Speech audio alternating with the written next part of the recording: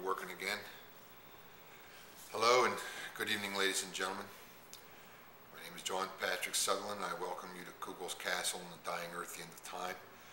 This is my second broadcast. I don't know if you heard my first broadcast last night, but by way of review,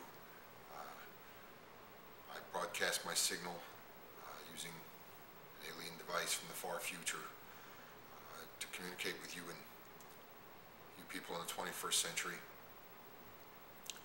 And last night I started to tell you about how I got into the far future, resurrected, but not by God. Actually, myself and several thousand other people were called forth from oblivion, but not by our Lord.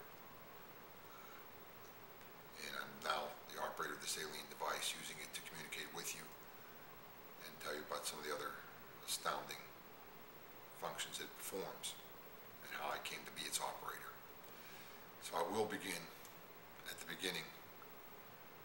Once upon a time in a lone spiral galaxy far from the center of the Big Bang, there evolved a mighty race, an intelligent race, an aggressive race. So aggressive and so intelligent that they very quickly annihilated the laws of time and space and physics and expanded out across the galaxy.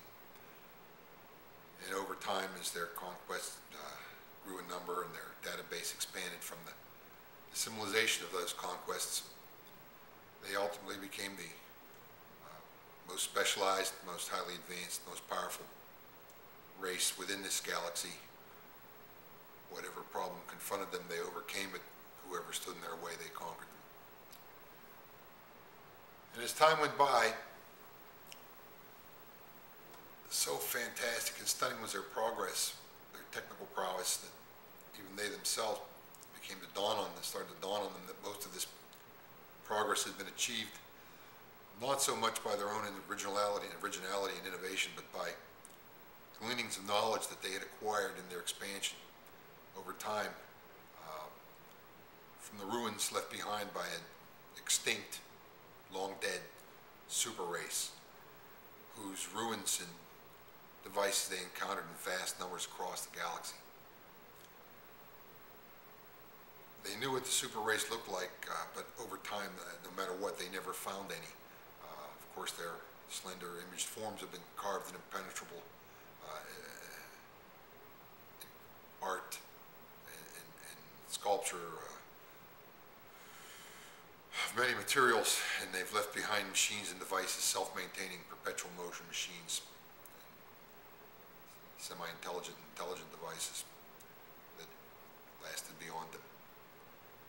And the Zell, of course, incorporated this into their own expanding scientific knowledge as they went. But nowhere did they ever find any evidence of the home planet of this long dead race.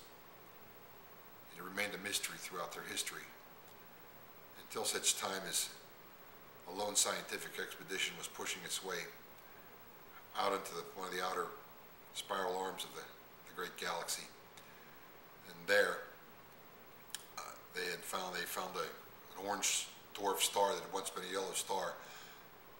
And on the third planet in that system, they found the oldest evidence ever recorded of the long dead super race.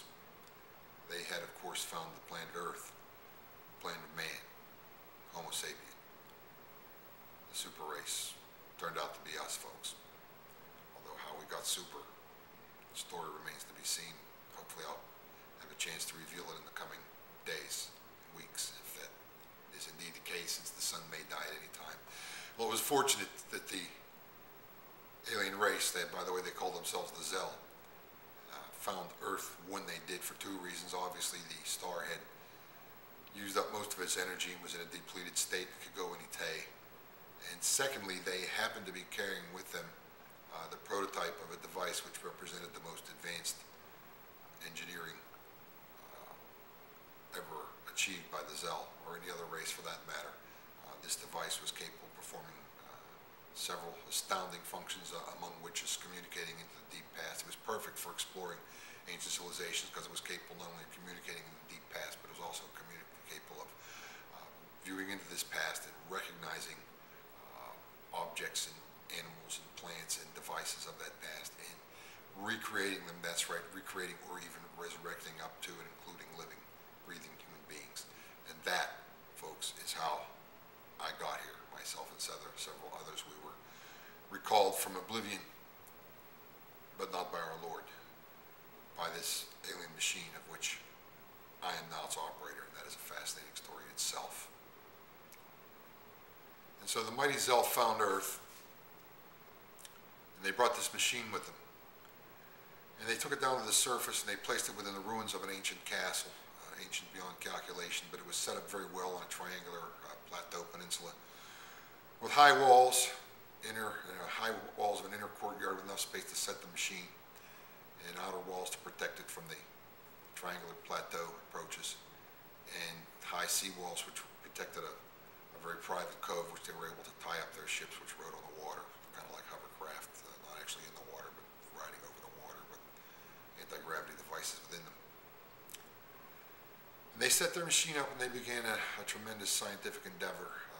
The outer courtyard presented plenty of room to store equipment, and specimens in the inner courtyard had enough room to hold the machine, and the dungeons held particularly attractive places to set up machinery and perform their scientific investigations. They set up a series of geosynchronous satellites in orbit above the planet, which they used to direct and operate what we called flying dumpsters. They were basically flying hopper cars, at least as big as railroad cars, and they would visit the various sites designated by machine. All this was done